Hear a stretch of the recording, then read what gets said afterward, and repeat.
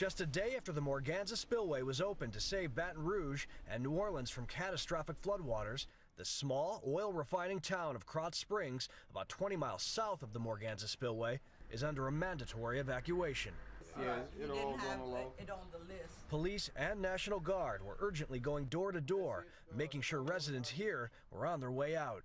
We were advised that mandatory evacuation by 5 o'clock this evening, which would be Sunday evening, and that we would probably not be able to come back over here. So the word we got also that there was going to be a bigger amount of water coming through here than they had predicted. Farm vehicles, moving trucks, and National Guard sat idle on the roadways throughout the morning as a mass migration to get out of the flood path was in full swing. Who's going to stay, who's not going to stay, because of course with a mandatory evacuation, you're on your own. If something goes south when you're here, you're on your own.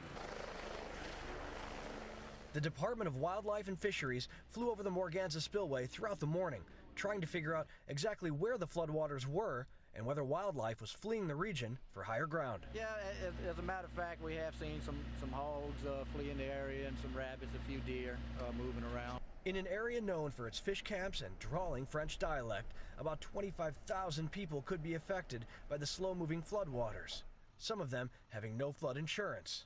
Unfortunately, no, we don't have flood insurance, and that was an oversight on our part. You know, normally we do carry everything we need, but nothing happened last year, so we opted not to, some financial problems, and now we might pay for it. The Morganza Spillway, a 4,000-foot-long structure built in 1954, continues to gush out water from the raging Mississippi River into an area roughly the size of the state of Connecticut.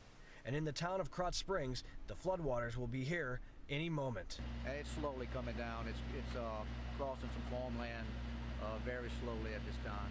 Robert Ray, Associated Press, KROTZ Springs, Louisiana.